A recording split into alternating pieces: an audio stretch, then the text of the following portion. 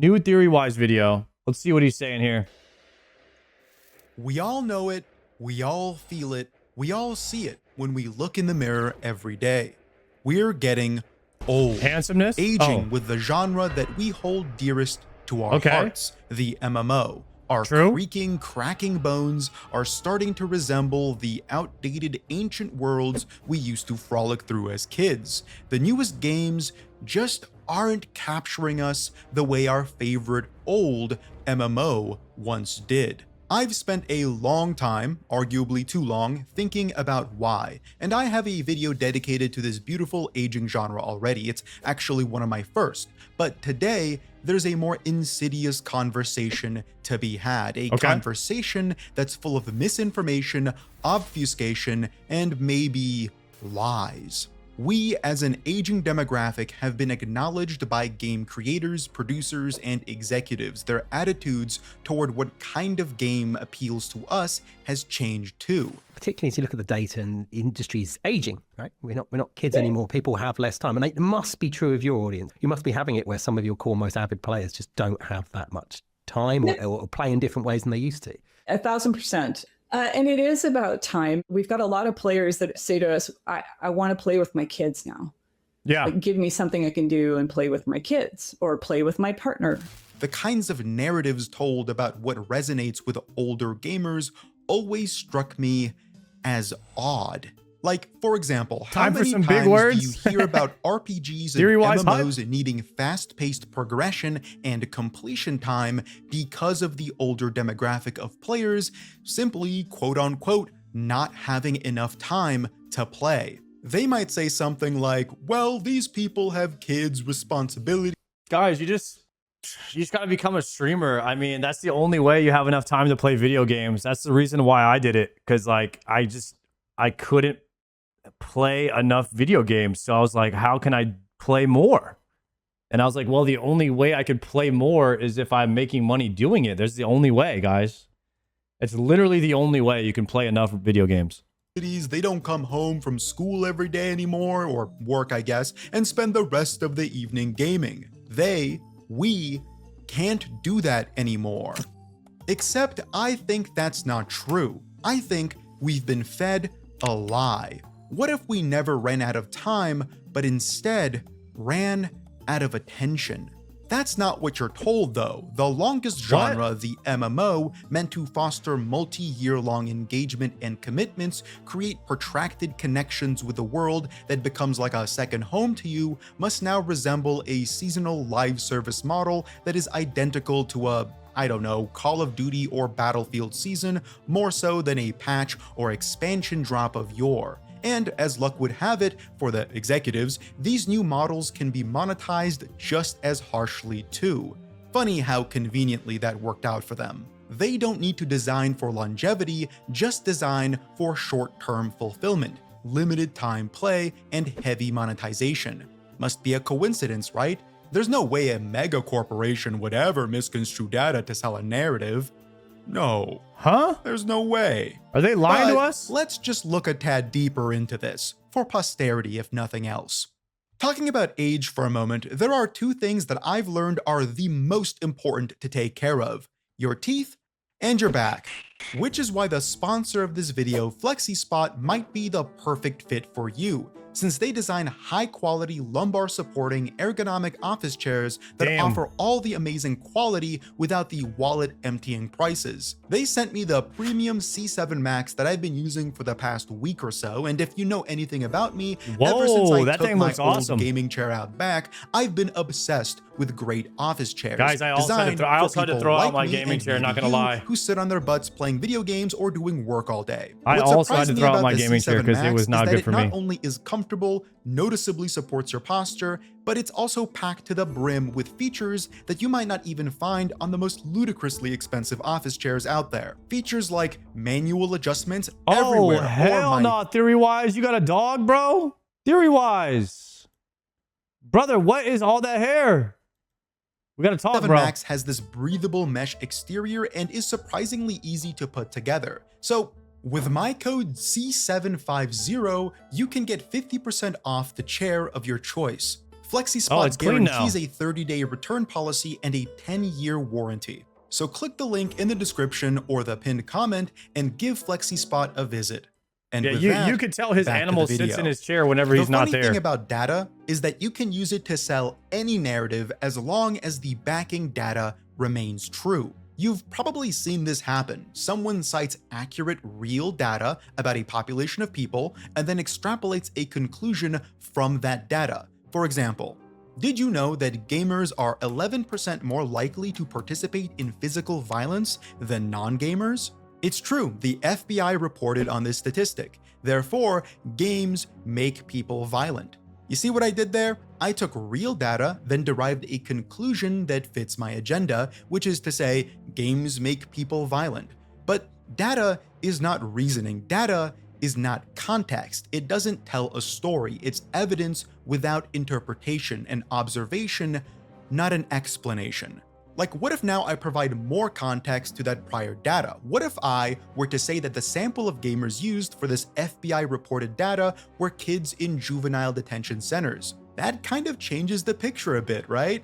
What if I were to say that this data was wholly established through an unverified questionnaire? What if the questionnaire was only sent to people who spend upwards of 10 hours a day playing games, and people with heavy predispositions for addiction are already more inclined to physical violence? So the correlation between games and violence is actually flimsy.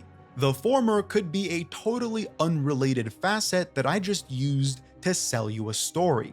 Now, it's worth mentioning that I made all that stuff up. There is no FBI data on gamer violence, but if there were, this is how a narrative can be manipulated by anyone, really. So let me ask you a question first and foremost. How true is it that we have less time to play MMOs today? Is it true that the aging demographic... I don't know, man. I think I have about the same amount of time to play. I have a lot more time to play now than when I was a kid because I had to go to school. Now I don't have to go to school. So I have a lot more time to play now. Also, I'm not playing football. So I'm not practicing and going to school every day. Also, I don't have a girlfriend. So I don't have to hang out with her. So, yeah, I mean, yeah, I have like a lot more time to play. Demographic of MMOs, and that demographic's lack of time to play has led studios to shift from long-term models of engagement to short-term seasonal ones. Well, let's take a look at the aging population of gamers. In the United States, according to the ESA, the average age of a gamer was 29 back in 2004, and in 2024, that average age rose to 36. So the aging demographic narrative seems to be true, and it is, although not always for the same reasons. It's less so that... Do you guys have more time to play or less time to play than when you were in like high school and college? Right now, more, way more. I think a lot of people say more nowadays. Like this narrative, look at how many mores are in the chat. Like this narrative that people don't have as much time to play video games, I think has been pushed on us as an excuse to monetize games into this like battle pass trash format. I think that's like what theory-wise is saying here. I think that's what he's saying here. Like, I'm really good, guys, at like taking all these big words that theory-wise is saying and kind of like just like summarizing it up, breaking it down type shit. So y'all can understand and keep up with what he's trying to say here. Okay?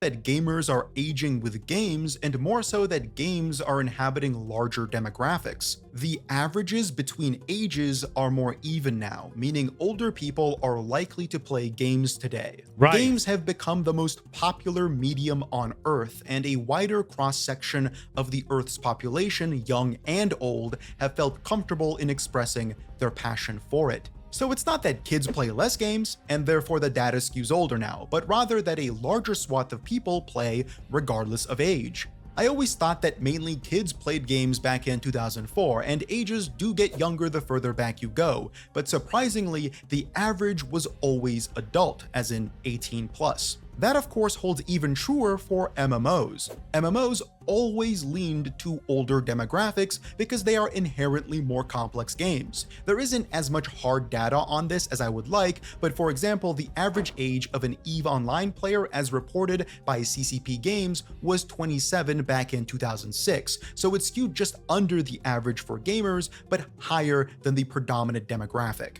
Back in the early 2000s, the Daedalus project sought to aggregate age ranges and genders to certain World of Warcraft race and class archetypes. As of July 2005, the average age of a WoW player was 28 years old. The female audience skewed older to 32, which is interesting, but because they inhabit a smaller fraction of the overall player base, it still averages to just over 28 years of age. You can find yourself an older lady here playing the MMOs. That's what I'm talking about. That's my type. Age overall. And both genders played at an average of 22.7 hours per week. It's really interesting to read this, and you can do it yourself if you visit the citations in the description of this video. So now we have to ask, how did all of this change over the past, say, 15 years? As luck would have it, Kennesaw State University had 2 students survey just about 2,000 players and arrived at a new mean age of 30. Guys, are we old enough now where cougars are just women? Or they're just girls. Like, they're not cougars anymore. They're just our age. That's kind of crazy. 31.2 years old, an increase of around 3 years on average. Lots of data, I know, but it's important. Because for the longest time now, an aging demographic was used as a reason to shift the game's approach. Older players have less time to play and therefore can't invest the amount of time into the game that they once could as kids. And therefore, to keep them playing, the game itself had to change. I always felt like this was a bit of corporate bullshit sprinkled with a heavy dose of copium. Why? Let's peek back at that very same data we just referred to. Who do you think plays more World of Warcraft than any other age bracket? Kids? Maybe high school age? No. It's actually those between 50 and 57 years old. Damn. Now, unfortunately, we don't have data on the amount of hours played or if average time played has increased or decreased, but if I had to guess, it has remained similar to that of the 2005 Daedalus project, or increased because that's been the predominant trend. No wonder we could never clear Mythic. Am I right, guys? In all of the human population, which is to say, more people play games for longer. Average daily game time has increased from 25 minutes in 2015 to 37 minutes in 2025. This is according to the US Bureau of Labor Statistics. However, the average time played of someone invested in an MMO has always been proportionately higher because the genre simply demands more time from its audience. But that too has changed, which is why I'm inclined to believe a similar amount of time played as in 2005. Or I would believe that if the next part of this video weren't true. Because this is where things get muddy, not just because we have less data, but because we need to start extrapolating actual conclusions and reason through why this very real shift in content delivery has happened. If you're anything like me, you are probably sick of every new and old... I haven't extrapolated in a little while, so I could use a good extrapolation session. MMO becoming a boring conglomerate of the same seasonal mechanics that we've seen a million times before in a million other live service games, whether they be shooters, sports games, RPGs, or something else entirely. I've already spent hours complaining about how what once was my favorite MMO, World of Warcraft, has become something entirely different thanks to this seasonal architecture, forcing Blizzard to deliver a predictable, boring, samey rhythm of identical feeling patches. Now, I'm not going to sit here and say they should go back and start doing what they used to. That's not the point of this video. They currently cater to a very specific demographic, and I don't want to change that. So I don't want to come off as a bad guy here. I just want to talk about the data and paint as accurate a picture as I can about the people creating this game. Blizzard has smoothed out all of the coolest points of friction, the lack of interesting grinds or itemization, class or item identity, all to facilitate an easier time developing for speed. They need to make sure that every few months there's a new patch with a new reward treadmill that starts everyone as close to ground zero as an MMO can allow without a full reset, and then deliver the dopamine of collecting identical loot for another few weeks minimum. Most of the game's power progression is heavily time-gated. This is done to supposedly allow people to keep up with one another despite not having as much time to play as each other. Personally, I think it's bizarre to not reward players who engage deeper with your game, but there you have it. And to be clear, the reason we're talking about World of Warcraft right now is because it's the most popular MMO on Earth. So clearly it's doing something right, but it's an interesting test subject to discuss. To return back to this time gating, every week you log in and get your weekly dose of power.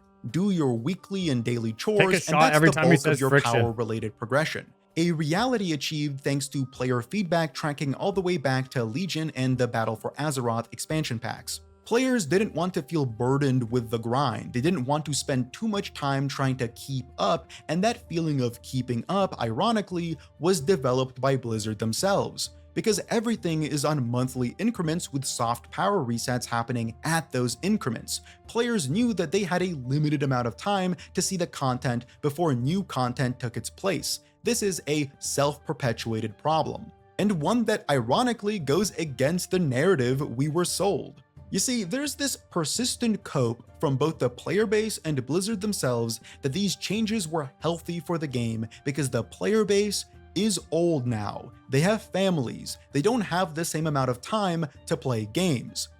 You know what's crazy is I actually believed that. I did believe that because we were older, we had less time to play games, but like it is wrong. It is completely wrong. I had way less time to play games when I was a kid because of just school and extracurricular activities. Like I want to, and most people in the chat here said the exact same thing. So like this whole narrative we've been lied to this whole time. OG, thank you for the prime. Was coy about this topic in other videos, in older videos, but after having engaged deeper with the data, bullshit. I call bullshit on all of that. That's not to say there aren't cases of this being true. Of course there are. You have kids and you can't dedicate the necessary time to a raid schedule, for example. That makes total sense. But the examples of this being true doesn't negate averages though. Like how the average age of having children was actually 3 years younger than the average age of a WoW player in 2005, and how that number has remained similar today, with the average age of having a child being 29 in 2025, and the average age of a WoW player being just about 3 years older. Data has remained pretty consistent here, so the number of WoW players likely to have kids and not be able to dedicate time to playing their favorite MMO, theoretically, has remained pretty much the same for the past 20 years. So, I don't know what to tell you there. I don't think this narrative is true at all, and if it were, why wasn't it borne out back in 2005? Why did people not have kids to take care of back then and do today? Is Blizzard lying to us? Are players just prone to agree with trends they anecdotally see or experience? Well, not quite. If I wanted to be extremely pessimistic, sure, I can say Blizzard is lying to us, because it makes the company look really good in the eyes of its player base that have perpetuated the myth of not having time to play an MMO. The company can smile, nod, and say, we agree, that's why we dumbed everything down, removed all those pesky RPG systems like itemization, and focused on making the game a cosmetic collectathon and competitive. Well, I used to know life like crazy when I was a kid. I can't do that anymore. Yeah, but you're the representation of like the smaller group of people more than likely. I don't know the stats unless he just showed it there. I didn't get the chance to see it because I'm mainly listening to this video and not watching it. But I would say that the majority of people, like when I was a kid, like my parents wouldn't let me play. My mom wouldn't let me play, you know, all day long. Sometimes she'd make me go outside or to go do something. Even when I could DJ, and I didn't have the opportunity to do it. Like now I get to choose if I want to do that. So I think a lot of people are in that same type of thing where if they want to DJ as an adult, now they can. They don't have anything stopping you. Like you don't have to go to school. Like if it's your day off, you could DJ in 12 hours on your day off, like on a Saturday if you didn't want to do anything, right? Like you don't have to do something. or like you don't have other forces like stopping you from doing that when you're older. And I think that like that's why maybe the number of hours that people can commit to games is actually more than it was when we were kids. Also, think about it, guys. I mean, when we were kids, when I was a kid, not everyone had a computer at their house. Like nowadays, everybody has a computer. Everybody can play RuneScape on their phone now. Like we didn't even have phones when RuneScape was a thing when I was a kid. So like access to the game is totally different. So I would say people have way more time now to play MMOs than we did when we were kids, just because of access and you know, being an adult, you get to choose your own, just make your own decisions. You're not having to do what your parents tell you. I think that those two factors alone will contribute to why a lot more people nowadays can play more video games. Dungeon and Raid Simulator on a strict seasonal cycle. Aren't we so benevolent as to listen to our player base's woes? No, the truth is a bit more complicated, and it goes back to that data I think it depends on what you do. No, we're not talking about one person individually. We're talking about a mass collective. Like, yeah, there's going to be exceptions in a group of people. That's why you have some people that can't play at all, and you have some people that can play all day, like me, right? We're skewing the average. We're talking about the average. Like we're only looking at the people in the middle. The people in the middle we're saying the people in the middle nowadays have an average amount of time that's more than what it used to be to play video games. Manipulation I spoke about. We looked at the numbers, we drew what I believe to be a reasonable deduction, but there's a secondary element that I think paints an even more accurate picture. It's not that we're getting too old to play grindy games. After all, old school RuneScape is one of the grindiest games in the world and has an average player base that's as old, if not older, than World of Warcraft, yet manages to be the second or third most popular MMO on Earth. And let's put a pin in that.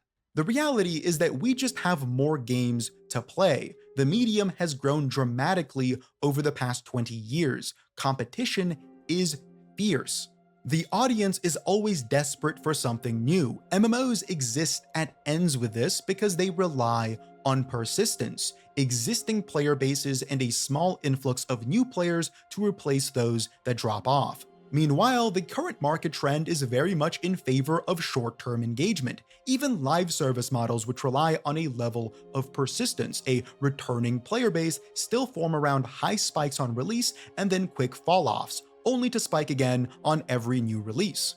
These trends mimic our overall media consumption, whether it be news, games, movies, TikTok, and more. We engage quick and disengage just as quick. So what this amounts to is players jump on the new release, play for as little time as they reasonably can, and hop to the next thing. And realistically, they want to hop to that next thing when they've sufficiently completed the thing they just engaged with, which is very difficult in a long-term MMO. All of that has impacted genres like the MMO because they are more negatively influenced by players leaving than any other genre. They need their world to stay alive and look alive, and their group content to remain functional even in the midst of the driest patch cycle. Yeah, that's true. So players haven't grown too old to grind an MMO.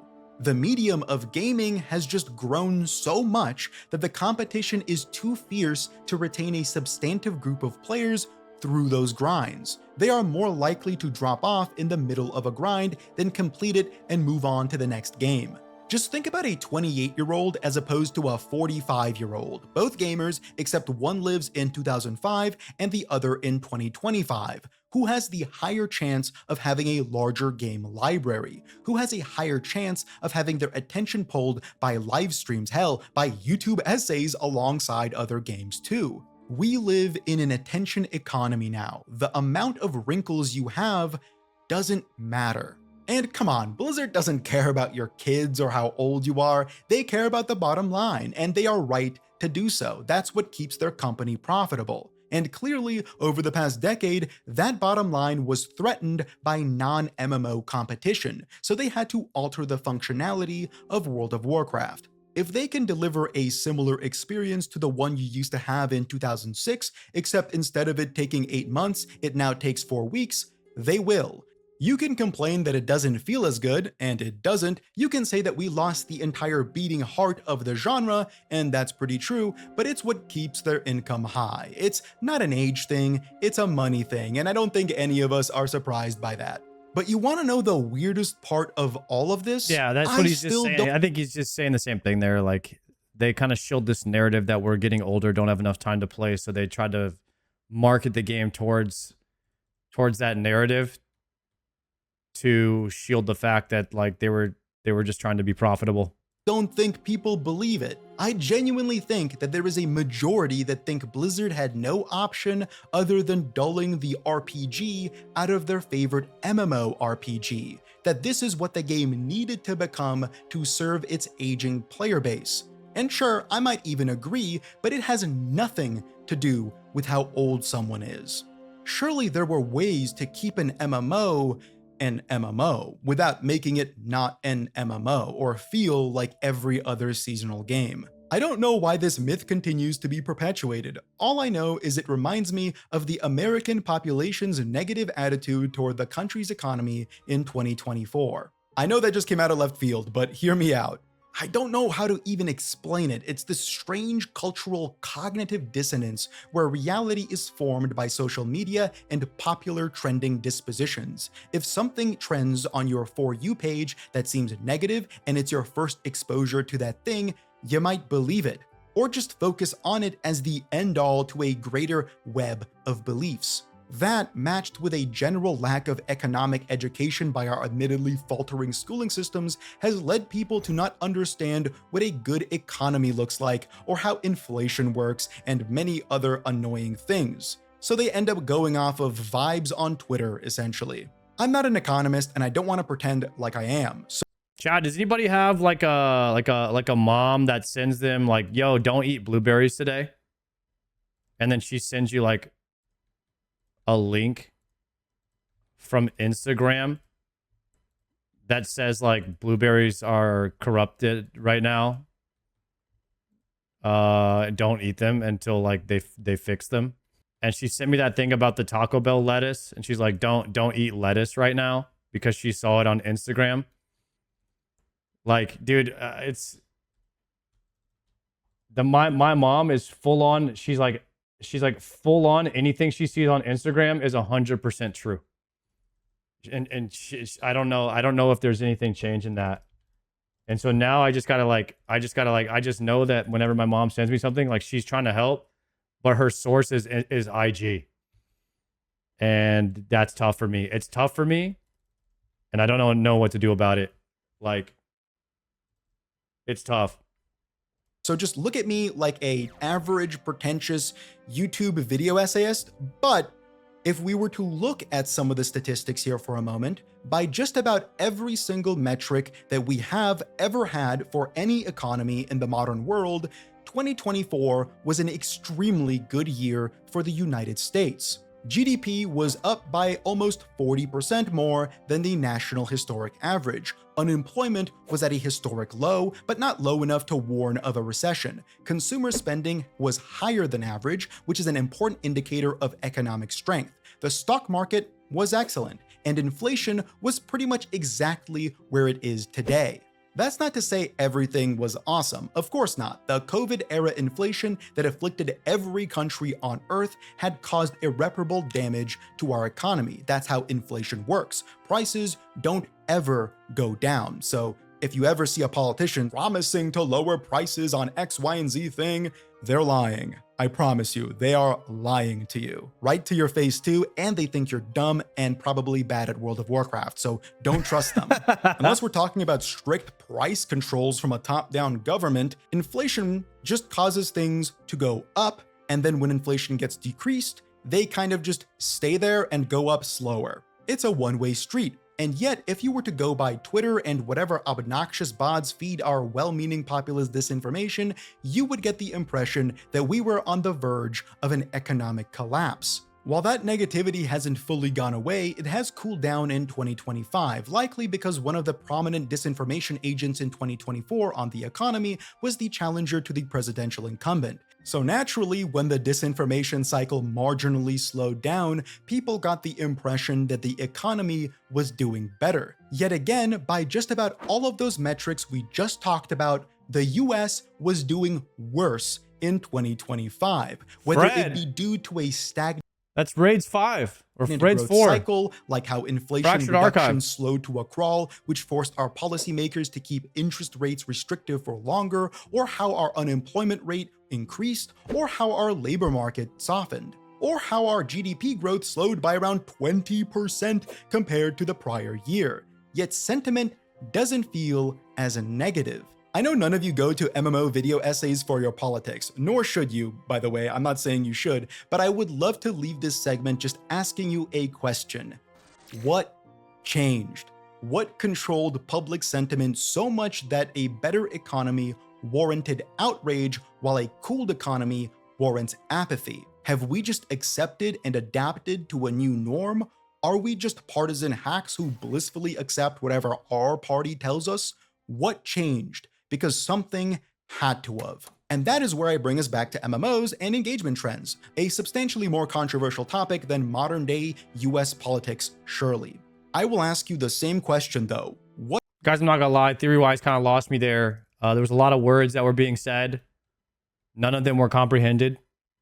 I am glad that we're back to a map of Gielinor though. What changed between 2005 and 2025? Average ages have increased, but clearly it had very little to do with adults having children or more responsibilities, since both averages have been consistent in relation to the average child having age. My conclusion is competition. More games exist today than ever before, and while the amount of time you play might have remained the same or even increased on average, you have more shit to play. And instead of adapting the genre to something more suitable to its origins, our biggest MMO purveyors have folded their hand, given up on staying true to the genre we love, and have subsisted on delivering the kind of seasonal format you can find anywhere else. Why do you think MMOs haven't grown much in the past decade? Because no one playing any other live service game will get anything they haven't already gotten from their game by switching to, say, retail WoW. That right there is what always confused me. Blizzard created one of the few examples of why modern MMOs don't need to contort themselves to seasonal models that betray the foundations of the genre. They created classic WoW, and obviously that doesn't resemble the structures of retail at all. Clearly, there are other choices to make. Clearly, the attention economy isn't as detrimental to an MMO as we are led to think, especially considering Classic WoW's popularity was likely larger than retail's on its original release. And that was just an old game being repackaged. Nostalgia is one thing, it certainly creates interest, but it doesn't keep people playing. Who's to say how popular an MMO formatted like Classic WoW, except with original ideas, could be? This might not change your perspective on where World of Warcraft or the genre at large has to go, nor do I think you should suddenly agree with me that MMOs ought to become long-term, grindy, investment-driven games again. But drawing accurate conclusions in the face of, to put it lightly, a bit of disinformation propagated by Blizzard will help align you, I think, with a stricter understanding and standard of what Blizzard's and any other company's intent is. I know that sounds kind of pretentious, and I don't mean to come off like I'm talking down to you or anyone watching. I only drew these conclusions after hours and hours of research in service of a YouTube channel and video that I was working on. You or anyone else who just wants to launch up Retail WoW and play it because it's a pretty fun game doesn't need to have this Controversial take. If Classic WoW came out today, it would not be popular, or if Retail WoW came out today, it would not be popular. Because Retail WoW is out today, and it's pretty popular. So I'm guessing you mean Classic WoW? I'm going to be honest, if Classic WoW came out today, I think people would play it. Now, the game, I think, is a bit too... the game I think is a bit too outdated. Like they would need to, they like people expect like more class balancing and more like things to do because we consume games at a faster rate nowadays. So I think that there needs to be something to do other than get loot and quit. Like fundamentally, like RuneScape did a really good job by adding thousands of hours of skilling, thousands of hours of like bossing by making the drop rates really low. And then they extended the game by adding collection logs, adding like a collector's thing to the game. And they also added prestigious elements for transmog and stuff like that too. So I think that RuneScape did a really good job at beating the meta of get loot and quit.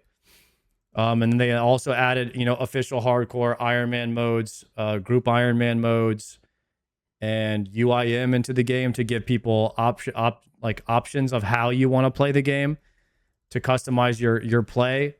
Whereas, you know, Blizzard hasn't really done any of those things yet, which is why they have their opportunity coming up with Classic Plus to do what old school RuneScape has done with the MMO genre.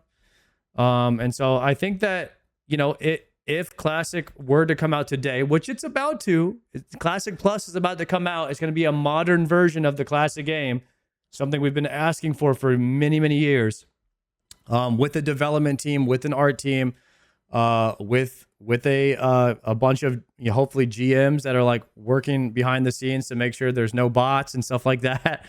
Hopefully they do the same thing Jagex is doing. We'll have to see. We'll have to see, because like that's what's about to happen, and I think that that's what he's saying. Like, will the Classic Plus be successful? Is what he's saying here. Information pinging around their brains, but it is worth considering. The final element I want to discuss is why a game like RuneScape manages to retain a consistent amount of users for longer. Why does RuneScape or old school RuneScape not have the kinds of player count spikes and dips that seasonal MMOs have? Why can RuneScape not be a seasonal game in spite of everyone else in the genre being one? Why does RuneScape get to exist outside of the trends seen today while retaining its status as one of the most popular MMOs on Earth? You might think I'm building up to some big analysis, but I think the answer is actually really simple. It's this.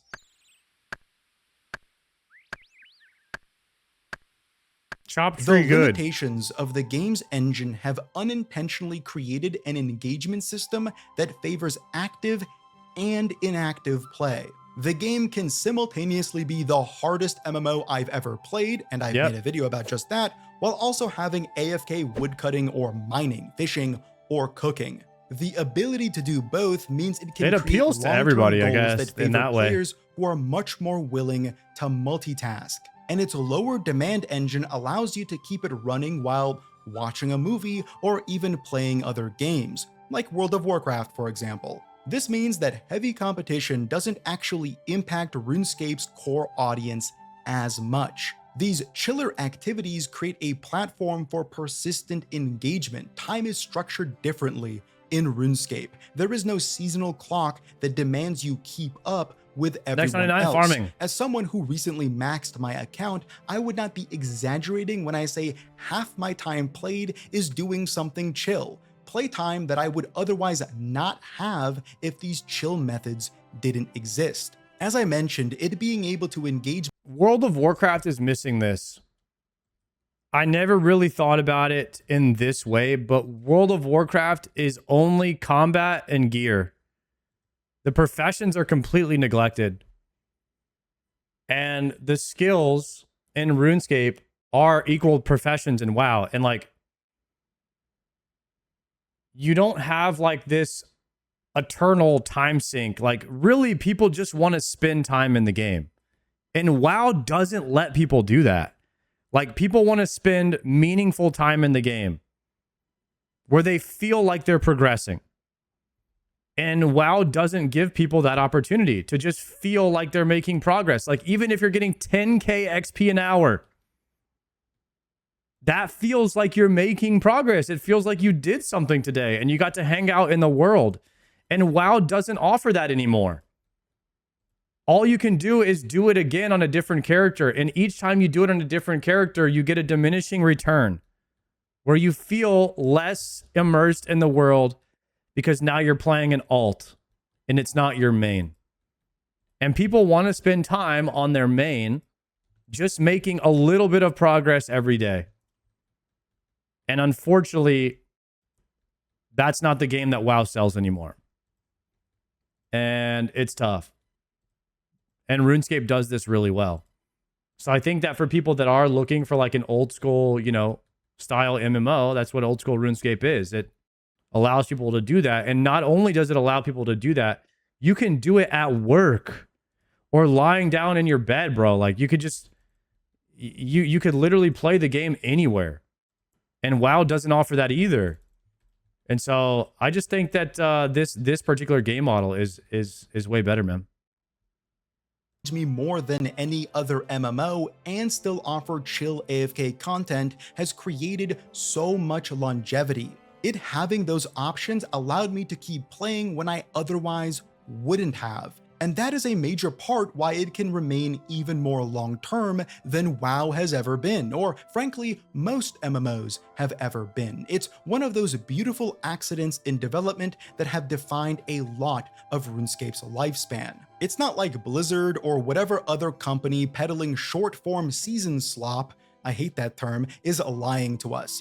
They've just solved the wrong problem. In our overcrowded entertainment market, time is king. That's why free-to-play games have only gotten more popular. As long as they have your time, they can eventually ask for your wallet.